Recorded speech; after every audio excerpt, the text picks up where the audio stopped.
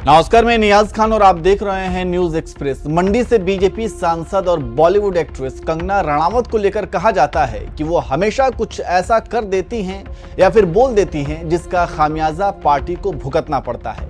आपको पता है कि 17 जनवरी को कंगना की पॉलिटिकल ड्रामा फिल्म इमरजेंसी आखिरकार अब रिलीज हो चुकी है। इस फिल्म को लेकर कहा जा रहा था कि इसमें इंदिरा गांधी के किरदार को कहीं ना कहीं पॉलिटिकली कमजोर दिखाया गया है। यहां तक कि इंदिरा विरोधी मानसिकता के लोग काफी खुश भी नजर आ रहे थे, लेकिन हुआ ठीक इसके उल्टा। इस फिल्म को देखने के बाद कांग्रेस और इंदिरा विरोधी विचारधारा के लोग काफी नाराज हो गए हैं और सोशल मीडिया पर कंगना रणावत की खूब आलोचना कर रहे हैं और कहा जा रहा है कि कंगना ने फिर से बीजेपी को झटका दे दिया है।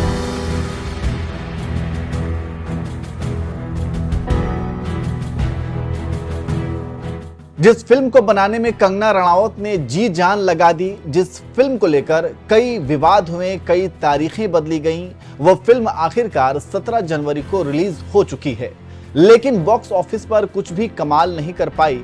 चूंकि इस फिल्म का नाम भारत में लगे आपातकाल पर है, यानी इंदिरा गांधी के प्रधानमंत्री रहते हुए साल 1975 में भारत में इमरजेंसी लगा दी गई थी, जिसे लेकर आज तक इंदिरा गांधी की आलोचना विपक्ष करता रहता है। वहीं इस फिल्म के प्रमोशन के दौरान कंगना रणावत ने अपने इंटरव्यू में कहा था कि इंदिरा गांधी एक कमजोर नेता थी, जिसके बाद कंगना को भी आलोचना झेलनी पड़ी थी और सोशल मीडिया पर काफी लोगों ने ट्रोल भी किया था। यहां तक ये भी कह दिया था कि कंगना को पहले रिसर्च करनी चाहिए, कंगना की रिसर्च काफी कमजोर है, इसलिए वो इंदिरा गांधी को कमजोर नेता कह रही हैं। खैर, फिल्म का नाम इमरजेंसी होना और फिर प्रमोशन के दौरान कंगना का ये कहना कि इंदिरा गांधी एक कमजोर नेता थी, ये सब सुनने के बाद एंटी इंदिरा माइंडसेट रखने वालों को यही लगा कि इस फिल्म में इंदिरा गांधी की कमजोरी जैसा ही कुछ देखने को मिलेगा। इसी उम्मीद से वो सिनेमा घरों में गए, लेकिन हुआ इसके बिल्कुल उलट। कहते हैं ना, आप किसी के इतिहास को नहीं बदल सकते हैं और ना ही उसे मिटा सकते हैं।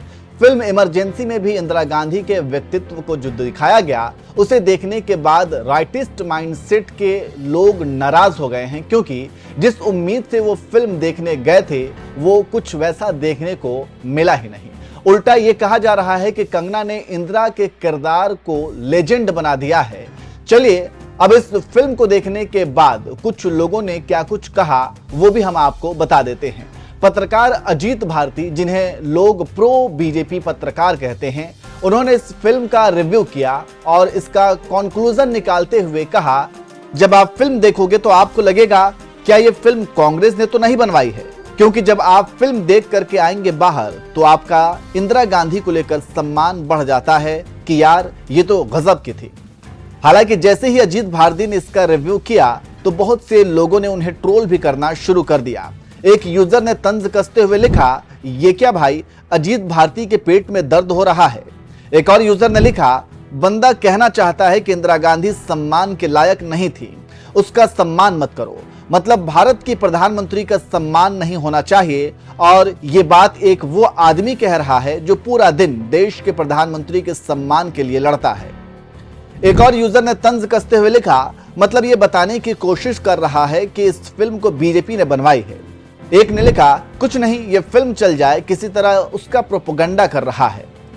तो इस तरह से अजीत भारती द्वारा फिल्म समीक्षा के बाद सोशल मीडिया पर लोग कमेंट्स कर रहे हैं। इसके साथ साथ ये भी कह रहे हैं कि कहीं ना कहीं इस फिल्म ने बीजेपी को भी झटका दिया है, क्योंकि जो बीजेपी हमेशा से इंदिरा गांधी के कुछ फैसलों को लेकर उनकी आलोचना करती रही है, उसी बीजेपी की सांसद कंगना रणावत ने इंदिरा गांधी का किरदार निभाकर और उसे मजबूत दिखाकर सभी बीजेपी समर्थकों को नाराज कर दिया है। वैसे क्या आपने फिल्म इमरजेंसी देख ली? अगर देख ली तो आपको कैसी लगी, कमेंट करके जरूर बताएं। और चलिए खबर के आखिर में हम आपको राहुल गांधी की वीडियो के साथ छोड़ जाते हैं। सुनिए उन्होंने पटना में क्या कुछ बोला था। इसीलिए तो हम यहां आए हैं।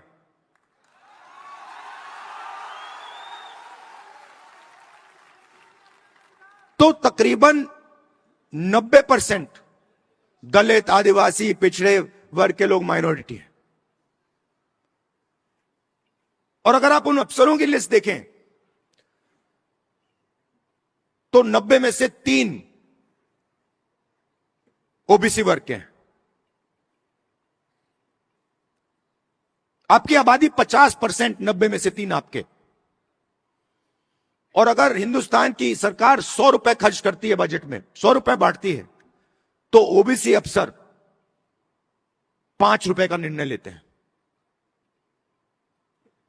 आबादी 50%, बजट में भागीदारी 5%। दलित 15%, उनके भी 3 अफसर 100 रुपए बंटते हैं, 1 रुपया उनका अफसर निर्णय लेता है, 1 रुपए का। आदिवासी 8%, 8% आबादी, 100 रुपए में से 10 पैसे की भागीदारी। तो अब आप सब मिला लो, सब मिलाकर 100 रुपए में से 6 रुपए 10 पैसे का निर्णय आप लोग लेते हो। माइनॉरिटी भी उसमें ही है, वो भी उसी में है। तो आपकी भागीदारी 6%, 7%, 8%, आपकी आबादी 90%। प्राइवेट सेक्टर में पूरा का पूरा धन 200 लोगों को जा रहा है, उसमें आपका एक आदमी नहीं। एम्स के सामने आपके लोग मर रहे हैं, मगर प्राइवेट अस्पतालों के मालिक की लिस्ट निकालिए, आपका एक आदमी नहीं उसमें। आपके बच्चे लाखों रुपए देते हैं प्राइवेट एजुकेशन इंस्टीट्यूशंस में पढ़ने के लिए, उनकी मालिकों की लिस्ट निकालिए, आपका एक आदमी नहीं उसमें। जीएसटी कौन देता है? आप देते हो। बजट में पैसा कहां से आता है? आसमान से थोड़ी टपकता है। बजट में पैसा जीएसटी का पैसा आता है, जीएसटी का पैसा आप देते हो। जितना पैसा अदानी, अगर अदानी शर्ट खरीदेगा, यही शर्ट जो आपने पहन रखी है, अगर वो यही शर्ट खरीदेगा, जितना टैक्स आप दोगे उतना टैक्स वो देगा।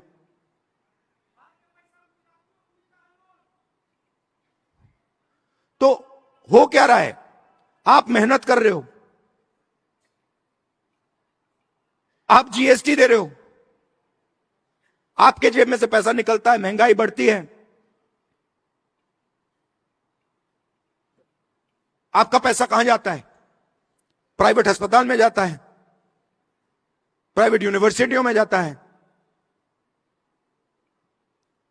सीधा ट्रांसफर हो रहा है। दलित, आदिवासी, पिछड़े वर्ग, माइनॉरिटीज, आपके जेब में से पैसा ट्रांसफर हो रहा है बस, और आप देखते रह रहे हो। यह प्रॉब्लम है।